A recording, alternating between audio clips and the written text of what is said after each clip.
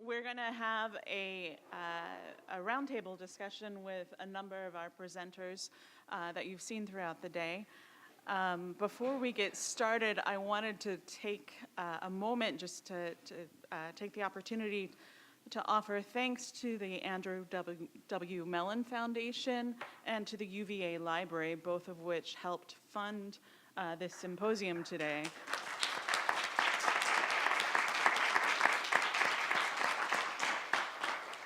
We're really grateful for the chance to have these conversations and that so many of you have been able to join us throughout the day.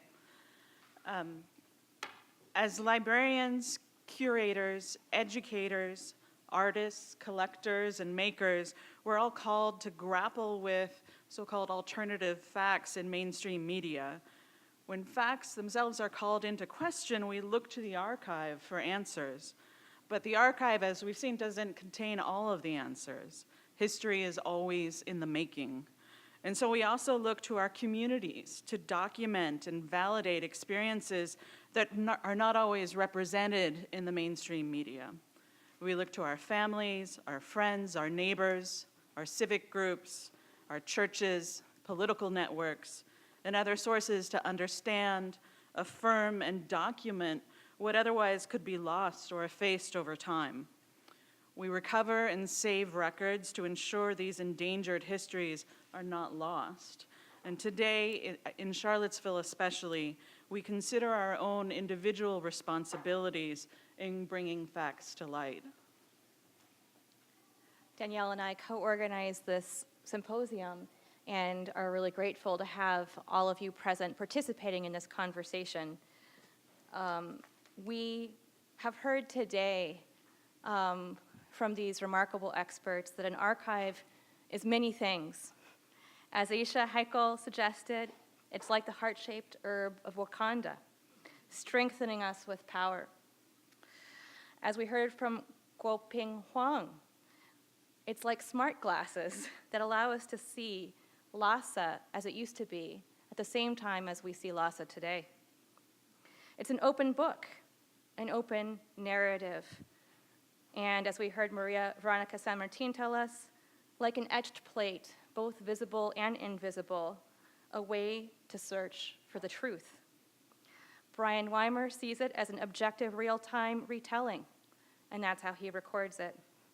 And Trevor Bond talks about it as Mukutu, a dilly bag for safekeeping. The archive is all of these things. Archives live like people. As Julieanna Richardson said of the HistoryMakers, people never die. Or as Bethany Nowviskie put it, quoting Yusef Amawale, we have always been present. These communities need attention, though. Hiva Kadavar called us to think about the ways we need to give back to them. Samip Mallick spoke of symbolic annihilation, which results every day when communities don't see themselves reflected in archives and in historical records. Peter Herdrich spoke of the destruction of thousands of artifacts within the Middle East.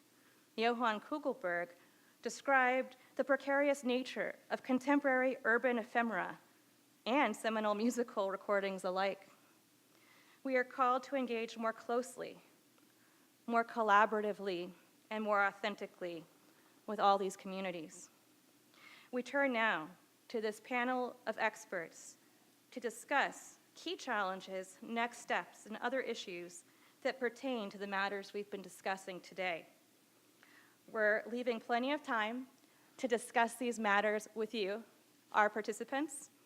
And before we begin, I want to introduce Brenda Gunn, who has not yet spoken on our panel. Brenda is here at home in small special collections. She joined UVA Library as the Associate University Librarian for Special Collections and Preservation in August 2017, so about a year to this day.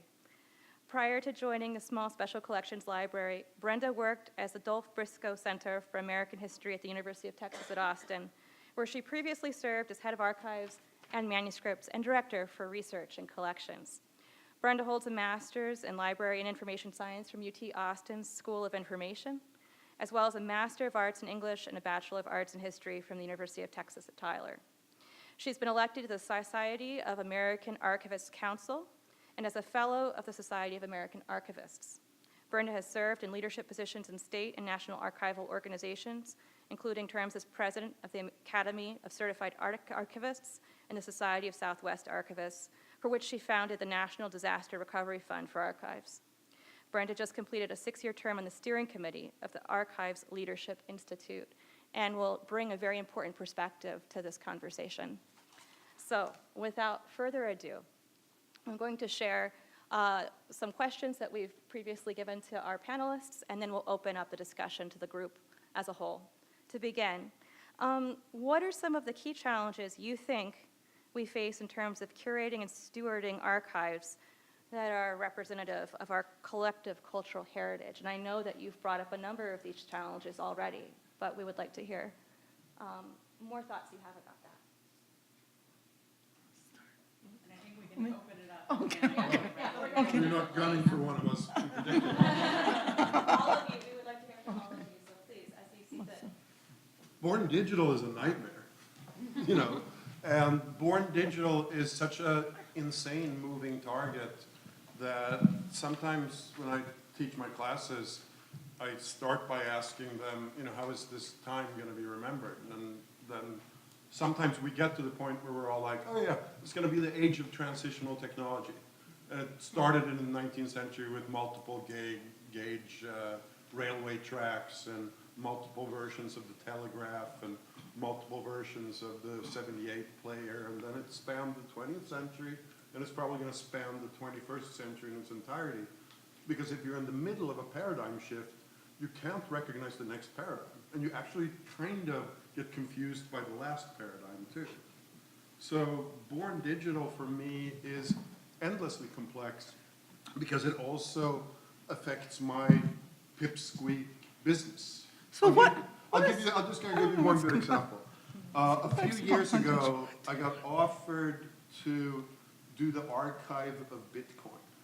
How cool would that have been? Wow. Like unbelievably cool. Right. A bunch of like really, really strange, really nerdy guys, and all they had was like hard drives and emails and text messages. And it was literally going to cost probably a couple of million to organize and get all of this together and get some sort of cohesive inventory. So I put on my Gene Kelly costume again and started knocking doors and going, gotta dance? And I could not find an institution who was ready to spend that kind of money on a BornDigital archive, even though it was Bitcoin. So. What do you mean by BornDigital? Because we were analog and now we're BornDigital. These are things that were only generated on the phone or on the laptop. This is an archive without any physicality whatsoever. It's all ones and zeros on hard drives and smartphones. But there's no such thing as an archive with no physicality. No, there isn't. Sorry? There's no such thing as an archive with no physicality whatsoever. Well, then is, And it so I think then is it the hard drive? Is it the old laptop? Is it the beaten up iPhone? Well, It was all computer files. okay. But this is what's happening as we move forward. I don't know if I would consider that because we went from analog to BornDigital and we were able to keep our processes in place. Now we're video. Email is complicated, but people are trying to figure that out. But I do believe that one of the issues is really monetary. You know, you were talking about, and I would hope once again that there's some way that in this new world order, that there can be some sharing of resources and expertise. For example, I've been talking to Harvard Law School mainly about their African-American holdings, and they have 2 black people on the holdings, and I've been trying to see if we can increase that number. And at the same time, they shared collections with Howard University, Charles Hamilton Houston, and Randall Robinson of Trans-Africa, and a few others. And they kept telling me about they had the scanner, and I said, okay, scanner. And so I finally asked, how fast is the scanner? And the scanner scanned, and I'm not in the world of scanning or digitizing, but the scanner scanned 8,000 to 14,000 pages an hour. And they're trying to work out they're actually loaning it to the Widener Library at Harvard to do some work, but they are working out some issues around OCR. But this is the thing, if for whatever reason they have that and they can do that work and there can be collaborations and that could be done with also internally within Harvard, but also externally with other institutions, that might be, an interesting paradigm.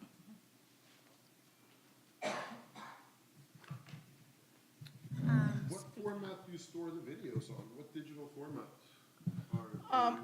We are raw, our JPEG 2000 our preservation copies are JPEG 2000. Brenda, please. So I want to take it in a sort of a different direction, and you've already mentioned that I'm interested in disaster recovery for archives. Okay. And so, I want to just mention some research that's being undertaken by a couple of archivists. They're looking at archives where they're located and then climate change. And the research is taking location information for archival repositories in the U.S. I think they have plans to extend it beyond just the U.S. And then taking climate change data and mapping it onto these locations to find out where the vulnerabilities are for these archival repositories. And the preliminary results may not surprise you that we have a lot of repositories that are vulnerable for increases in sea level, in temperature and humidity changes.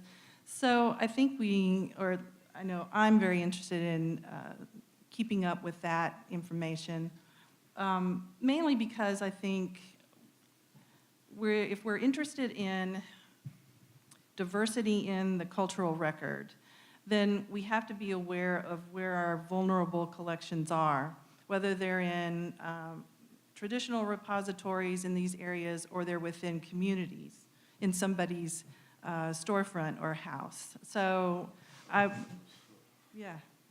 so. Thank you, Brenda. I was going to mention that same project, actually. That we were on the same page.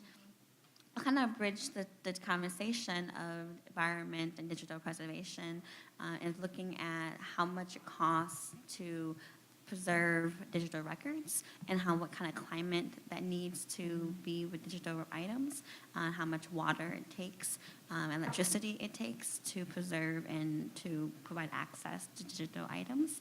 And so I think when we're looking at these two issues of digital records and climate, they really are interconnected as we go forth. Yeah, I couldn't agree more that this is a pressing concern. Since we're citing the study, we should mention this is the work of Era Tansey and Ben Goldman. Yeah. Goldman. I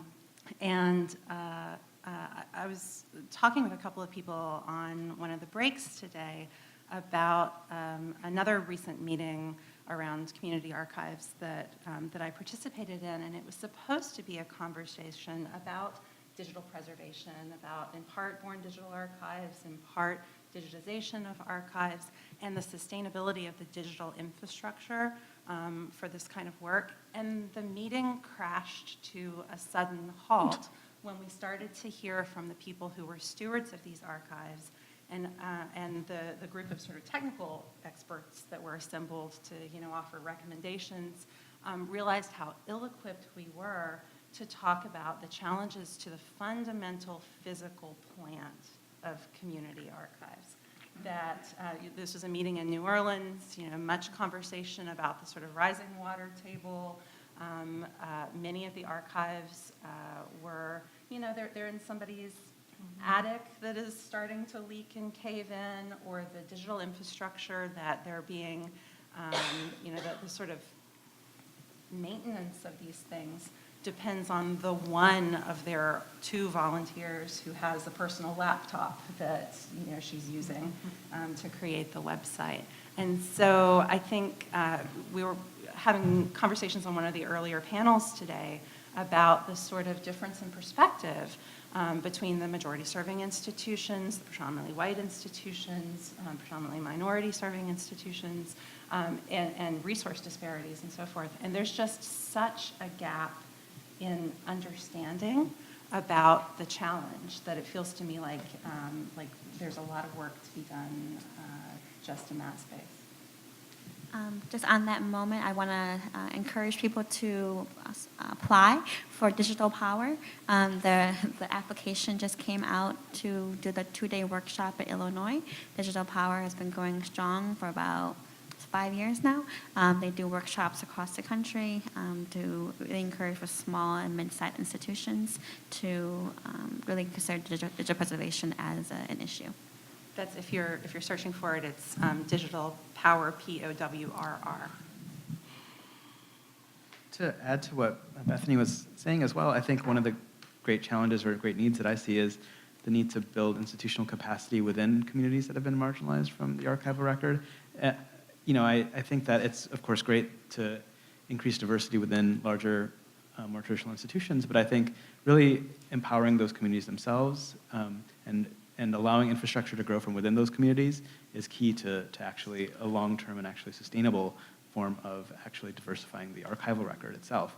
Having done this for the last 10 years, I've just seen how difficult it is to start something from scratch, how much you have to legitimize yourself to institutions that have power, that have funding, and how much sacrifice that takes, I think, from the community organization's perspective.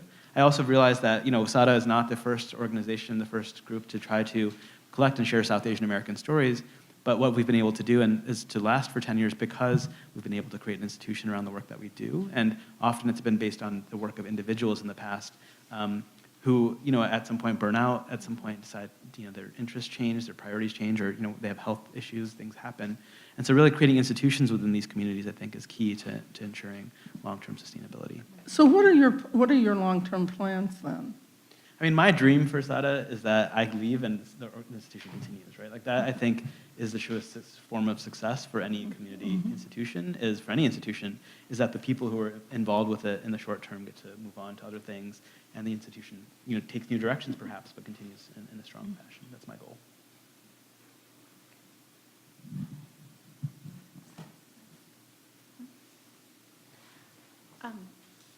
I'm actually, well, this leads into our next question that we sent to you. I'm interested in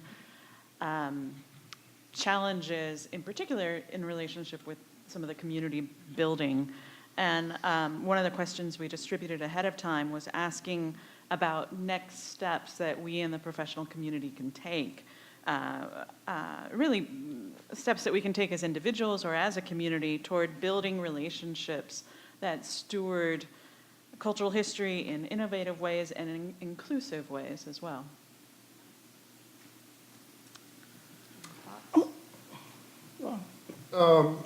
When I bumped into Mike Suarez a few minutes ago outside, the one thing he told me that I blew it by not mentioning in my talk/rant was that when I was negotiating with Cornell to place the hip hop archive with Cornell, one of the things that I really insisted on was that there would be an assistant curator involved that came from the culture or came from the community, which was like such an unbelievable skeleton key for how to move the narrative forward. So I wanted to mention that.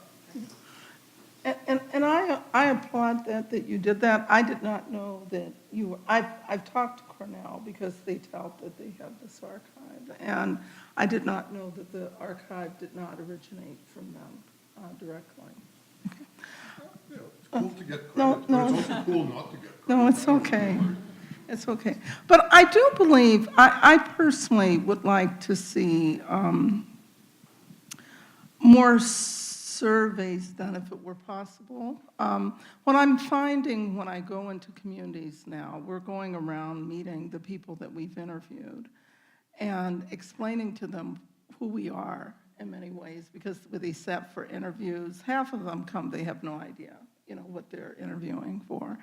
And I remember when the announcement came out that the Library of Congress, was going to be our permanent repository, some had forgotten. Some people they said, well, we didn't do the interviews for her to turn it over to a white organization. I mean, there were those things that came, but now when I'm going around to different parts of the community, where I feel that we can add value now is to ask who has what of the Black experience in that community.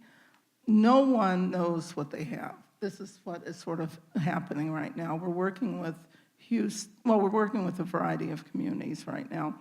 And unfortunately, there's not a lot anyplace, but I think that if in the asking of the question, then either a survey can be done, and then maybe there could be an effort to help that community in that way, wherever it is. The thing is that archives primarily are universities, libraries and special collections, and some community archives. That's really where the sources are. The resources exist more in the university setting. And if you can sort of meld that. The other thing that we find that we can really help with is we are very incentivized to get the people we've interviewed their collections. So, in the case of, let's say, Angela Davis, I was able to get her collection to the Schlesinger Library, well, there have been a variety of things that are starting to happen where I'm playing matchmaker. And the only thing is that in some cases, the repository has not exactly wanted the collection, and it's been embarrassing on the other side.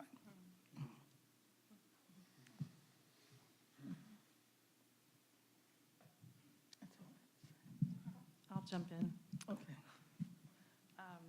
One of the things that you said, Johan, earlier was this concept of an arc of time in an archive.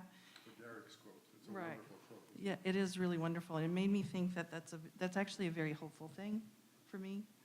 Or it made me feel hopeful that there's possibilities for us to correct any wrongs in the archiving in our practices. And this fits into some of our challenges with communities and trust and that sort of thing that we need to get in and work on our partnerships and communities and reparation. This concept of reparation, I think, is something we need to really dig into and take very, very seriously. And I think Aaisha, in her talk earlier, really laid out some important steps of what to do and what not to do. And one of the things that I'll just pluck out is this concept that we need to engage with communities openly and not in a position of we're the experts and we know everything that we're going to just hand over to you. We really need to listen to what they have to tell us and learn from them. And if they ask for our help, then we're there to be partners with them. That obviously has some complexities attached to it as well, especially when you're working with like a living, breathing culture, because people are broke and things cost money. So, I don't know if it was Edward Gibbon or Homer Simpson that said that money can be exchanged for goods and services.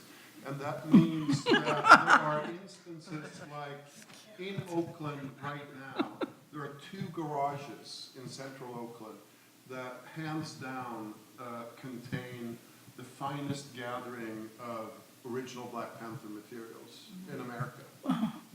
Pretty much every special collections librarian of any weight has been there and looked at the archive and left. No doubt. Because the guy who owns the archive, who's a relative to one of the founders of the Panthers, is Dr. Evil. He's like, he wants $10 million. So everybody's in like this fiscal waiting game that is also a component of this. And one of the first things that I do when I communicate with a client is that I tell them that there are three paths to take. There is the path of donating the materials, there is the path of selling the materials, and there is the path of the sale donation, which was always my favorite manner of dealing with this up until the orange-haired guy changed the law again in July, and we haven't really figured out what's going on yet. But in saying that, in this community outreach, sometimes you will deal with people who are 75 years old and live in a one-bedroom apartment and are completely broke, but maybe they're holding like the only photographic documentation of Thelonious Monk's first tour of the United States, you know what I mean? And then telling somebody like that that they're supposed to hand the stuff over to the rich white university without any kind of monetary replenishment is impossible when you're in the room. So everything becomes a matter of a community outreach of everyday life, no matter what. And it is a dialogue with the needs of the community that starts the moment that you step into the room. And another thing that I think enters into that is that I don't think that we are writing history.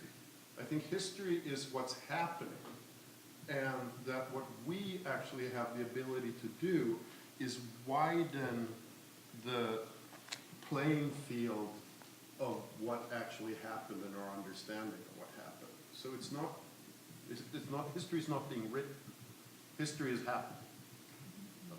I wish we were doing a better job of designing interfaces that imply that kind of possibility and constant rewriting of history and sort of openness to community members to lay out paths, because that's a huge challenge, I think, in what we're doing. And I don't know that, this is a spot where the digital library community, which is the group that I sort of spend most of my time with, intersects too little with the archival community.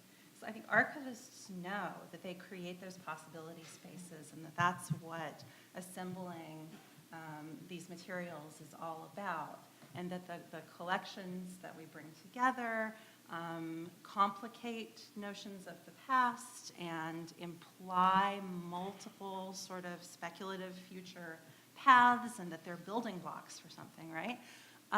But the digital library interfaces that we design look very much like the past is an answer to a question, or it's a monolithic kind of set of things, and that the present state of things is the logical outcome of that accumulated past. And I just think there's so much space so much design space if we could kind of mobilize artists and designers to be working more with archivists and digital library folks to design interfaces that open up those possibilities and that are really sort of available to communities, not to search the collected contents of what somebody else has brought together and said is their past, but to be assembling them and to be reconfiguring them and to be sort of charting new directions through them. So that's sort of my hobby horse, I guess, about digital library design right now. But it feels like it's stagnated, and that's a huge problem. Kind of similar to what people are talking about is about looking at institutional policies and looking at how your policies prohibit certain things happening with donors in terms of copyright, in terms of how much you're giving over to your institution, looking at your spaces physically. Are they ADA accessible? How accessible are your collection and your finding aids? And looking at how your ID procedures, do they really kind of limit who can gain access to your repository? And all the kind of institutional limits. Do you require a proposal to get into your archive? I know some archives, especially in Chicago, for name journalists want you to have your dissertation basically written before you get into the repository. And so those limits, and making it more open will make us better. Those situations are always completely messed up. And this was like one thing that we debated endlessly about the Cornell Hip-Hop Archive, because I felt that our mission would fail unless a 12-year-old kid who wanted to find out about Grandmaster Flash would get a PDF back in a response, or an 80-year-old engine driver who was, trying to figure out like African-American dialect in Baltimore, that everybody had to get a response. But that's also easy to say when it is a big and wealthy research library like Cornell University, because it is about, how many hours you can actually work in the day and how many questions you have the stamina to answer and so forth. But open source should always be a buzzword for like everything we do. I disagree with that, because open source is, I know it's very popular, but it's expensive. And it's not, in a lot of cases, it's not sustainable. That's the issue that DPLA is grappling with right now. And that's the issue that the archive out of Minnesota is dealing with. Umbra is, they told me recently that they're just not sustainable. And I think this is the thing, I think that, I believe that a lot of times community archives are, like, we were able to do more outside of a traditional environment that we wanted. No, we could find no university that wanted to partner with us when we got started. So we were able to do more outside. But at some point, I believe that there has to be the ability to sort of merge back in, or at least there are partnerships that allow you to do this, because all of this is really expensive. And I'm talking about things that last beyond 1, 2, or 3, or 4, generations, and otherwise you are creating something that doesn't transition. I live in a video world, and the fact is that had I not transitioned at the time to HD and, BornDigital, there are a lot of institutions that were being told by the organization EMEA that they were gonna, that the machines weren't gonna work. And that's what happened. There's things that I never digitized, and I'm having trouble finding the 3/4-inch deck, And so that's what I would say. But I also, I think, we talk a lot about building, better mousetraps and better interfaces and, the state-of-the-art technology. And I really believe that the fundamental issue a lot is lack of knowledge of the communities that people are trying to help. And those communities want to feel respected. Like, you have taken something your whole life and you have held it. And, if someone comes and shows that they also value it and they're going to take good care of it, then your heart rests easier for that, because you may have been the only one sort of holding those things. So I just think some basic things I've seen in some instances, where I've made connections where the repository was not, like, they had, the person who was going in to meet with the person never really did the research on the person that they were approaching. So it's basic, like, if someone has a biography, read the biography, at least be knowledgeable about that. And that's what I would like to see a little more of, and discussions, because unless like, give you an example. One of the largest groups studying Black history are young white females. And this is much discussed in the academy and all of that. But the thing that I want to say is that often you want to know, what does that person know about the Black community? Meaning, like, when Spielberg was doing, when the Shoah Foundation was operating, And they were going community to community, and they were trying to determine who knew, like, it wasn't enough that someone had read the Diary of Anne Frank. They wanted to have some more in-depth knowledge. I think some of that basic thing would help a lot in the communication.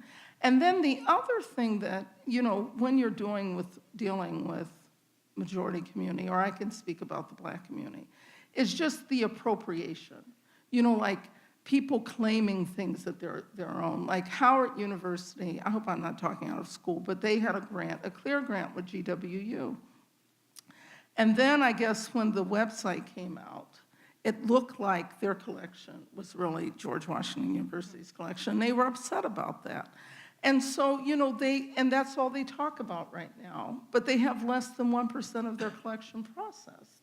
And so the thing is that they need partnerships. That collection is amazing. The collection at Moreland's Been Garn is just simply amazing.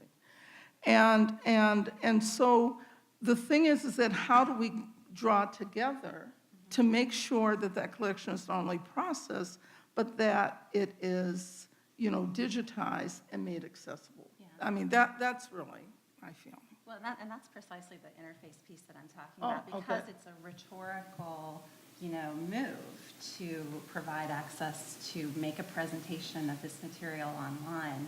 And when it's being done in a completely homogeneous way, without the participation of the people whose belongings these collections actually are, and without sort of the ability to sort of make evident the kinds of arguments and stories and so forth that are true to those archives, when they get smashed into some other institution's default interface. But don't you think that really, in some respects also, in the digital world, the issue is who owns what? So what is ownership in that space? So if I own things and you digitize them for me, right? And then I say you can have whatever, you have a copy, or however, who owns it? And who gets attribution? It was much simpler in the old days, like if I have an artifact, whatever, then I own that, and then that gives me value. So what is the value quotient in this new world, and how do you work out those issues, ahead of time? Yeah, I mean, we might be actually getting back to your question, Danielle and Barbara, because it is about that's about relationships, and it's about the agreements and understandings that come before that act of digitization and making accessible. So we've explored a lot of these areas that need to be addressed. What are other topics we haven't talked about? I mean, we've talked about next steps, concrete actions we can take, but what are the things that are lurking in the wings of the conversation we've had today that haven't been said, that need to be said? Samip? One thing I would bring up are maybe the ethical obligations that we have to vulnerable and marginalized communities that go beyond just like things like copyright. Thinking particularly at a moment now, as we've all been talking about, and with the current political climate in the country, the fact that people are being denaturalized, people are being threatened, people are being denied passports based on, So, by making stories, of course I work with a digital archive and I'm very invested in the process of making stories accessible digitally, but also think it's important to think about how we protect the communities that we're serving and not further make them vulnerable. Yeah, I think when I was thinking about an answer to this, that's precisely what I wanted to get at too, the degree to which all of our technologies of access and sharing right now are the same technologies that are technologies of surveillance. And I think we talk about that a little too little, although I'm smiling at Yasmin now because she co-chairs and founded a working group in DLF on technologies of surveillance, where some of those conversations are starting to happen more and more. I wonder if when we think about our ethical responsibility, not only to the communities where the stuff is coming from, if the panel would like to comment a little bit about what is our ethical responsibility to the generations to come. do we not have a profound responsibility to create the conditions of possibility for future study and future knowledge creation and future storytelling to the sequent generations who have yet to be born? And isn't it incumbent upon us now to wield our lives and our resources to those generations, even as we pay attention to our current responsibilities to the people in our own time? Isn't it a dual responsibility, partly to the present, but profoundly to the future? The answer is yes. Except that I shook my head instinctively because I don't think it's a dual responsibility. I think it's a continuum, and if you're not thinking of it as a continuum, that's where that rupture is problematic. That automatically runs into the problem that I was hearing echoing today, because you can't absolutely preserve everything. That's fine. And you unconsciously are filtering at all times, so there will be no way that you can really give a neutral, I thought the documentary about Charlottesville's, our streets was really powerful, and at the same time surely was, had to be selective in order to be a film that one could sit and watch in one sitting. So I love the ethical imperatives I'm hearing, but also feel the kind of melancholy you feel when you're thinking about archives, because they can't possibly just have everything for the future to see what they want to see in it.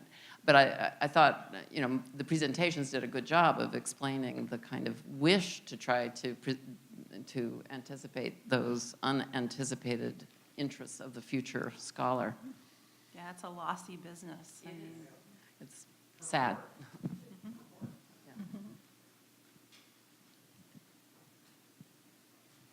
There's a question. Just mention something about that. There's a great tradition in archaeology where archaeologists don't finish. They'll dig to a certain level and they'll stop. In archaeology, archaeologists, I ran the Archaeological Institute of America, and they have a tradition, which is to say, you dig a certain depth, you go down a certain way, or you go down through the strata in a certain spot, but you don't do the whole thing. And the reason is because somebody in the future is going to think of a new way to analyze. They're going to think of new scientific techniques. They're going to bring up an entirely, new form of science that we've never even thought of, and they're going to be able to analyze it, and they're going to be able to analyze it in a different way. And I wonder, sometimes I think about sort of the archaeology of the archive, right? And how deep you go and where you should go, and should you go in that straight line down one specific thing and maybe leave some other related topic to some other scholar? Or do you want to try to bring it all in together? Do you want to try to tie it all in together? Or does that become such an unwieldy, impossible task that you can't do it? Of course, archaeologists destroy when they analyze. That's right. That's right. And so to the analogy, sort of there's some friction that the analogy hits when you think about the act of collecting, and because we said it is inherently a lossy business. If you're not actively collecting, you will miss it, particularly in the sort of more digital And it gets back to context. what we do on our cultural heritage preservation ideas, that if you take material, if you loot material, if it's taken from the ground in a non-scientific way with a backhoe or by looters, it loses its scientific value. You don't have it in context of its strata. You don't have it in context of where it lies next to the coins, which will help you date it. You don't have any of that information. It just becomes an object at that point. That is arguably the most important argument for the archaeologists who for years on the museum and object side fought the fight against the trade in cultural heritage material alone. And they would say, look, you take that stuff out of the ground and we don't know where it's from. We don't know what it, if you have Roman coins, they could be from goodness knows anywhere, right? It doesn't do you any good to have Roman coins out of context. But what does a lot of good is to find Roman statuary with coins next to it that have dates on it. That's really, really helpful. I mean, social media collecting is an interesting analogy here, right? Because that is, I mean, it's still selective when people are doing that work. They're zeroing in on certain communities or certain hashtags or whatever. But it has been very much the kind of trawler approach. We don't know what we're going to do with it now, but if we don't grab it now, we'll lose our chance. So let's get it, and then maybe techniques will evolve to help us analyze it. Not that that's not like fraught with ethical issues and privacy problems.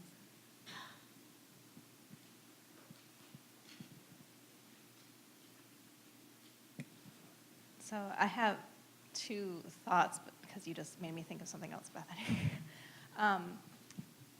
One is about what we digitize and make accessible. And I'm thinking about some institutions' decisions to not participate in the digitization of white supremacist newspapers. And I find this a really complex scenario because the rationale for not digitizing it is because of this, the social connectivity of the white supremacist movement in this country is reliant on a lot of historical propaganda to recruit and become stronger as a movement. But I also think that our relative unawareness of the deep entrenched traditions of white supremacy in our government has made people unaware and ignorant to its baked-in nature because those materials weren't readily available. How are we to thread that needle of representing a full representation of our society with all of the marginalized voices and still provide an ethic of care to our communities at large? That was one question.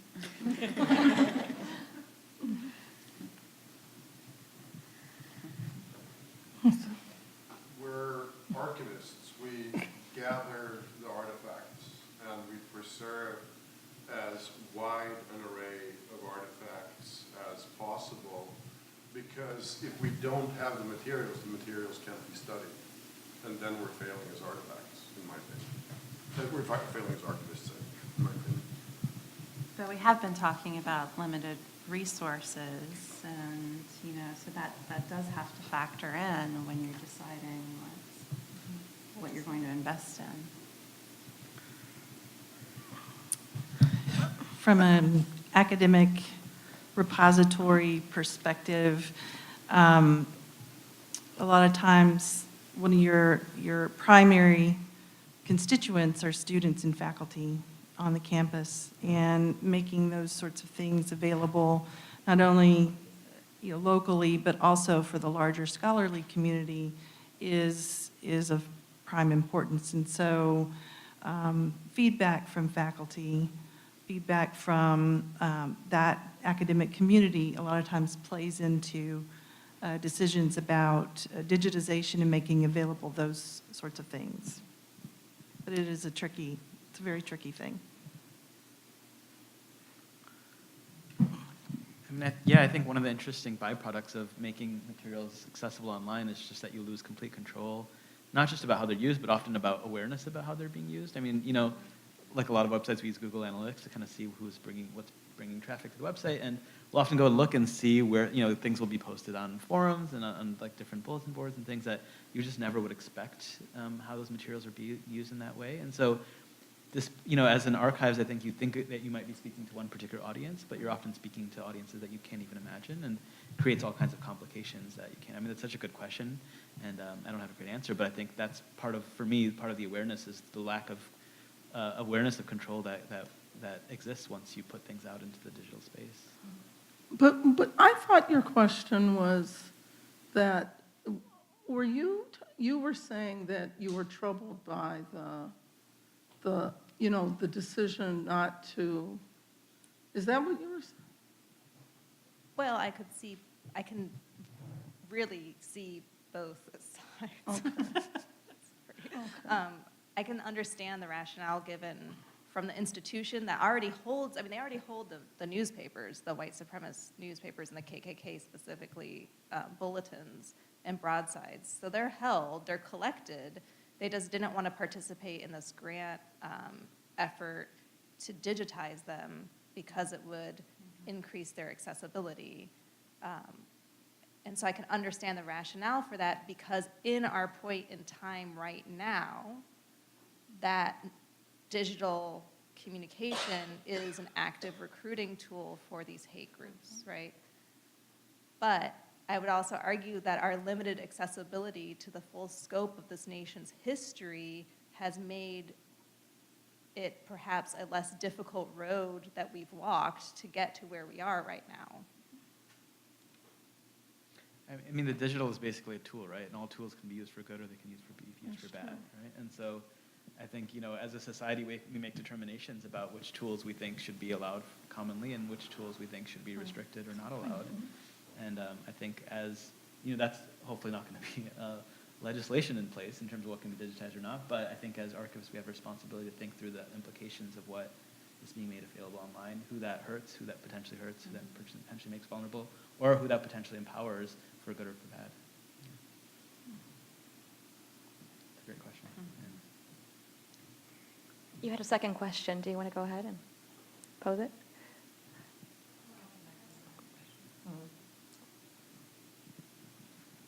It's kind of along the same line, because it's about, as we digitize things, we create data, right? The digital objects are data, and as we have more analytical tools that can process the data and the trawling that Bethany spoke of, how much conversation is occurring in archive space, because I'm not an archivist, about the implications for these corpus being treated as data objects and analyzed as data objects, and the implications that that could have on, I think, personally, from vulnerable populations, right? And I'm thinking of surveillance and targeted information gathering. Okay, I would like to address that, because we have been talking to several people in the digital humanities about access to our collection using an API. And the thing that I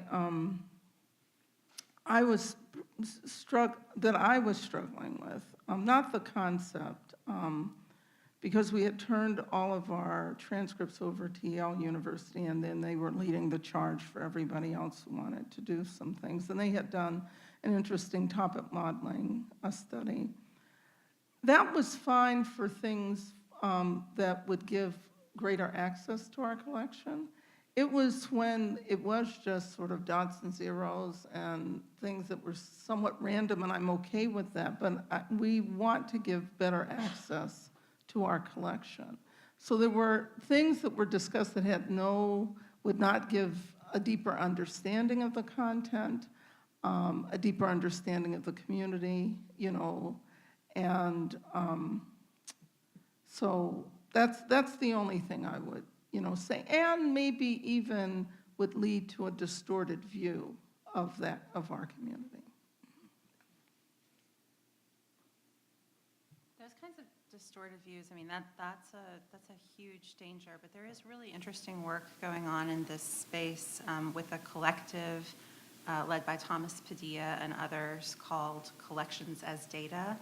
So this is an IMLS-funded effort, lots of conversations about exactly this thing. How can we reimagine our libraries and archives as being ready for computational uses, not predicting, what those uses may be. And I've gotten more interested over the past year or so in machine learning applications in archives and digital collections, and gave a talk here in Rare Book School earlier in the summer. And I think really what that talk boiled down to is the old sort of computer adage of garbage in, garbage out, right?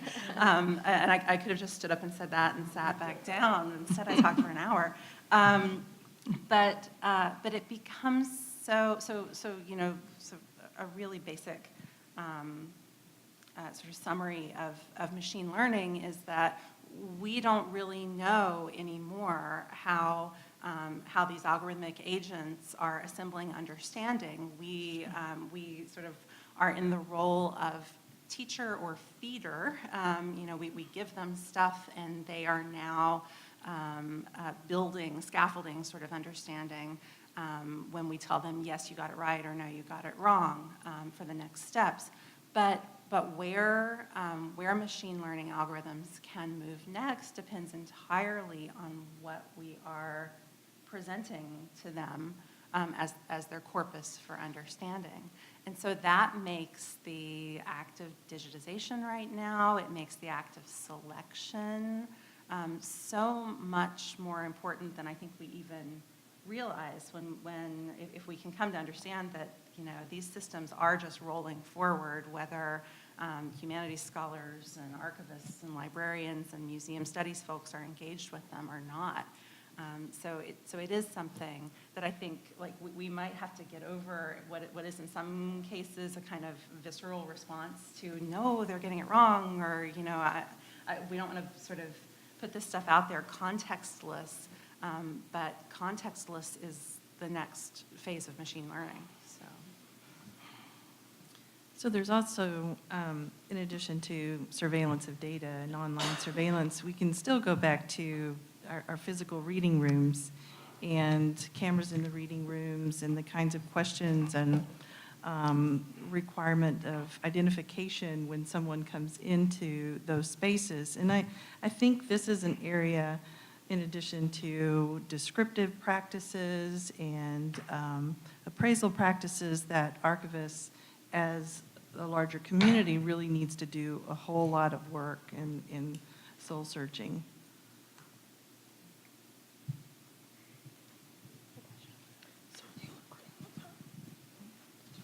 I wonder if I could just send this in a different direction for a moment. For the last couple of years, I've been a digital publisher for 20 years. And over the last couple of years, I've had to think a very great deal about my digital archives. And I've got a couple of different kinds. And one I'd like to mention now, because it might open up in another direction, is this. I have an archive that I assembled in Alaska in the 80s when I was the amanuensis of a Dena'ina Athabascan writer, Peter Kalifornsky, who was the last speaker of his dialect, or his version of his language, but its first writer, and a man of an immense literary sensibility. So together, with our work, we retranslated his stories from his written stories into English versions, and our conversations then went with these. So I had, as it turns out, this huge manuscript that I was trying to turn into a book. Well, I also then rediscovered that I had audio tapes that he had made of himself reading his language, and copies of his manuscripts.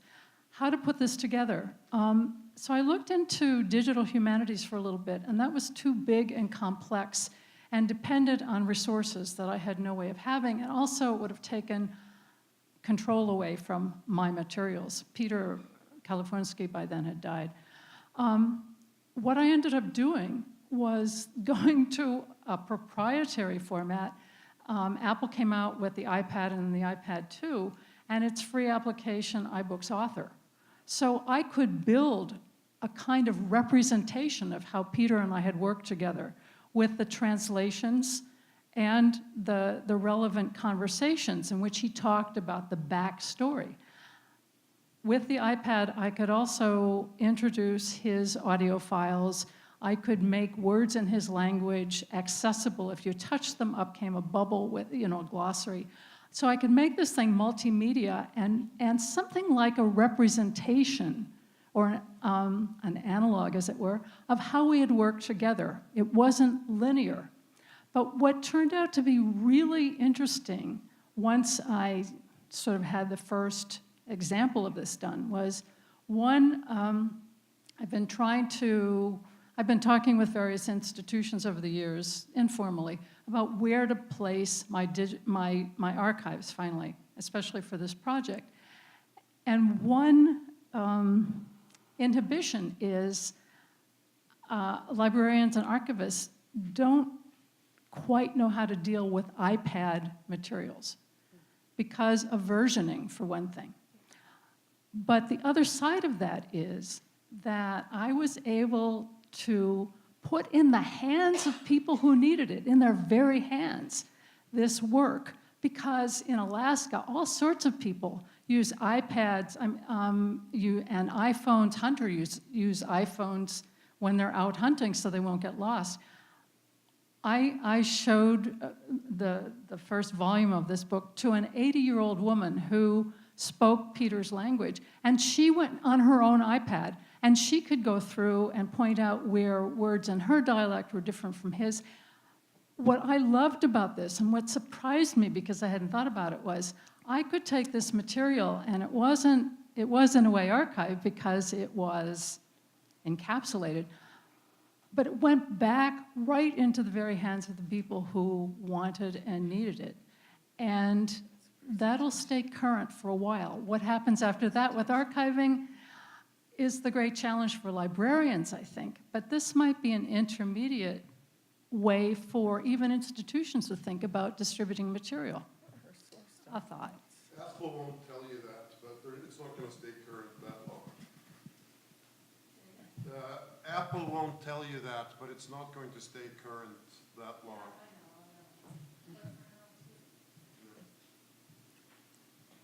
Yeah, I just had a question in relation to this white supremacist material. I don't think that the archives that libraries need to actually concern themselves with this right now, because the FBI and other kinds of places are archiving it like mad. That's true. At some point, the libraries, and we have a very, very different perspective on this. But right now, it's not a problem. That's being saved, being analyzed, being chunked, being manhandled and examined 6 ways from Sunday. So that's my particular point of view on this right now. Getting back to Catherine's point, I just want to make a comment. I was at a conference recently where the question of access did come up with respect to digital interfaces and archives, and there was a point made, actually had to do with Tibetans who usually don't have laptops. They do have iPhones, and the limited ability that a lot of people have in the world internationally to the equipment that we take for granted at a place like this institution. Many people just have an iPhone, and so their access to the wonderful archives that we're building, the digital resources we're putting together, really, if they're not friendly for an iPhone user, if they're not also easily navigable for people who don't have English as their first language, if they're not intuitive, then those materials are not going to be available to millions of people. And so I just wanted to draw attention more to Catherine's point, which resonates with feedback I've heard from other people in other parts of the world. And it's something I'd be interested in hearing more from the panel on, in terms of building interfaces and thinking about users and how they're using your archive. Are you thinking about people accessing it on a phone in small screens? And maybe Samip, Julieanna can speak more about that. Yeah, ours is accessible on the phone right now. And that has made it usable in schools because we went through a whole period when we were flash-based, but we found in the urban schools, that there are just not computers in the schools. And even if they don't last very long. And so we were taking our physical people into the schools as role models until we could get something in there. Now we have to, but there are other issues. We believe a lot in public libraries right now because schools, in the curriculum, they're not, they're teaching the test, and it's sort of hard to fit in, especially if you're a humanities-based project. I don't know if you're finding that, but we have issues with that. So, but now people can get it on their iPhone, and we're excited about that. So, but you have to do updates. I mean, this is not, nothing's free about it. So. Yeah, I think that's exactly the case for us as well, where, the paradigm in how you design interfaces has completely shifted in like the last 5 to 10 years with the, kind of preponderance of mobile devices. And so, I think like what Julieanna said is absolutely right, that it takes constant vigilance to kind of be on top of things, which when you have limited capacity is very difficult to do. And I think the kinds of funding that supports allowing to do that is the funding that's very difficult to come by, right? That's right, because we have to be ADA compliant, and that is like a bottomless pit, especially if you have video. I mean, it just seems like a bottomless pit, but we're working our way through. So, And it's not even just the design question of, how do you engineer these interfaces to work well on a small screen or to be touch ready and that sort of thing. But it's also about designing for low bandwidth environments too, right? And that's something that I think that that Western libraries often don't think about. Yeah, right. There is a little movement in the digital humanities community that's trying to draw attention to these issues, sort of under the banner of minimal computing, and that's work that's being done by Alex Heal, who's a UVA grad, and Gentry Sayers from UVic and others. Thank you.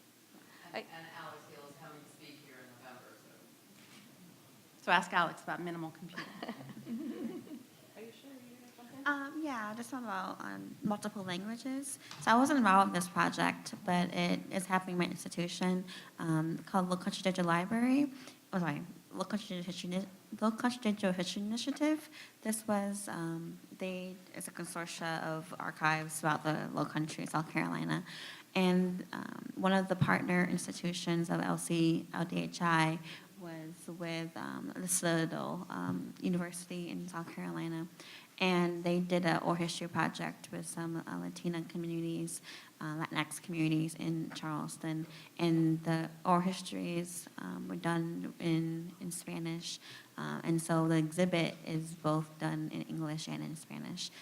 So that was a great learning experience and made it more accessible to the community that it came from.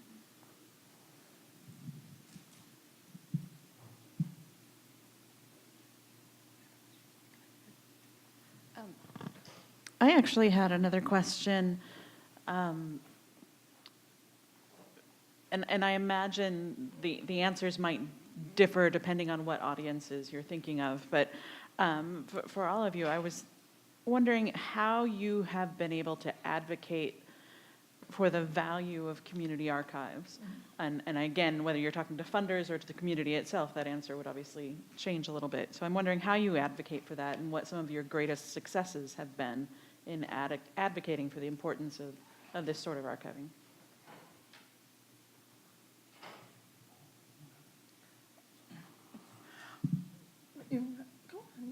I mean, I feel like for me, what I would consider one of the greatest successes is for a community that, as I've described, has been overlooked from the historical record to begin to recognize and value its own histories. I think that one of the biggest challenges within communities that are excluded is that until someone comes and says that these histories and these stories are worth preserving, worth sharing, that those community members themselves often don't think that to be the case. And so for me, I think what I've been really excited about is the ways that the work that SADA's been doing, but certainly the work that other community archives have been doing as well, is really creating a space within these communities to kind of share and collect their own histories. And as a result, for so many more community archives to kind of be springing up, I mean, that's so incredible to see, actually, is at least thinking within the South Asian American community now, how many young South Asian Americans I encounter who are like really interested in whatever way documenting their own stories and their own communities' stories. And it's amazing.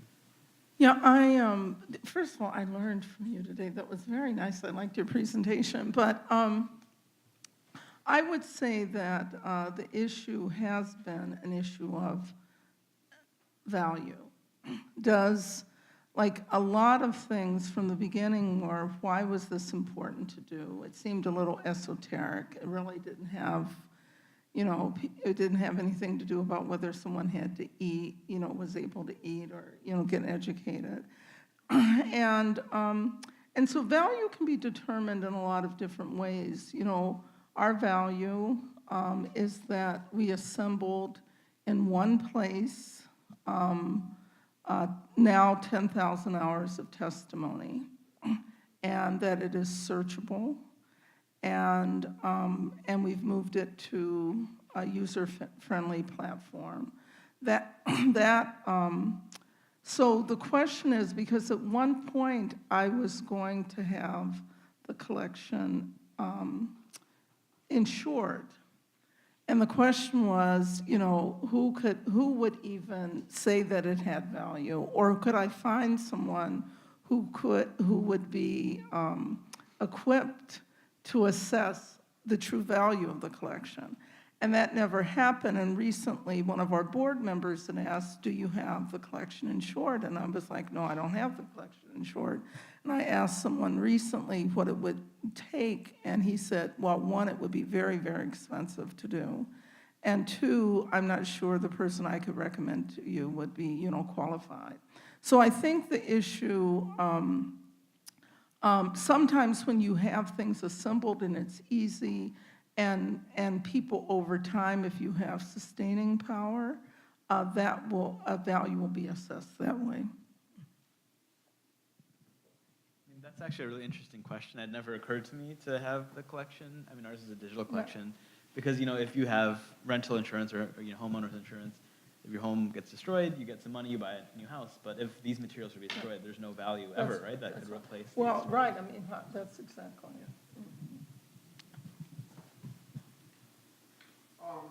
I still don't understand quite why the Italian tradition in the 1970s and 1980s of microhistory got lost. It was very, very, dare I say, trendy amongst historians in the 70s and 80s, that if you have a lot of information about a really narrow field, that you could extrapolate that field and get further understanding of either related fields or parallel fields. So that is probably my biggest Don Quixote moment, is like wanting to bring microhistory back. And the idea of utilizing thinking about microhistory, especially in the connotations of what's going to happen with blockchain and archives over the course of the next 10, 15 years, but we're not going to get into that now. And the First Days Project is an example of microhistory. So like I mentioned, we've collected 400 plus stories. And we call them participatory microhistories because that's exactly what they are. Let's bring microhistory back. I have a question. When people mention digital archive, where's your physical manifestation? And are you worried about preservation of that?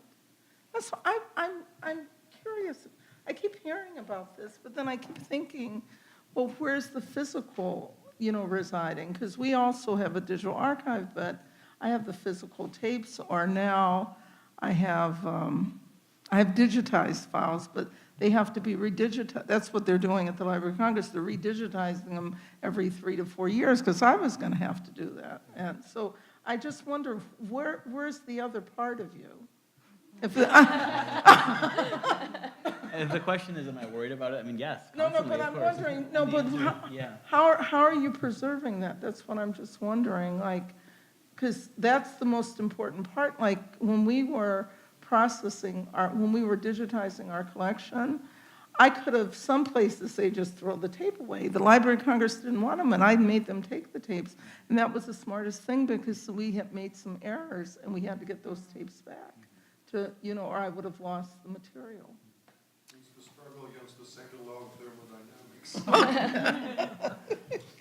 Yeah, I think, there are those who question whether digital preservation is preservation. I think it's worth noting that digital preservation is something that is a constant and process of vigilance, basically, right? So I But think- where are your original, like your recording, where are those stored?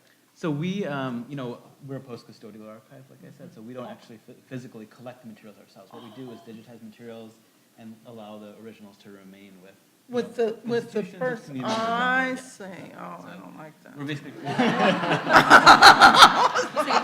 I don't like that. Oh, do not believe.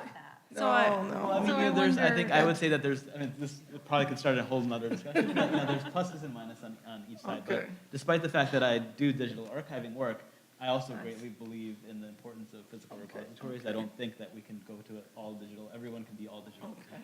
I see. So this makes me wonder if you shouldn't think a little harder about valuing and insuring the digital archive you have, since you don't have any control over the physical. Those still reside in the communities, and, there could be flood or, a natural disaster or a man-made disaster that would wipe something out. So I hadn't thought about the implications for value in a post-custodial model until we're talking about it now. Well, the arc of this archival conversation has now almost come to its close. First, let's thank this wonderful lineup of speakers.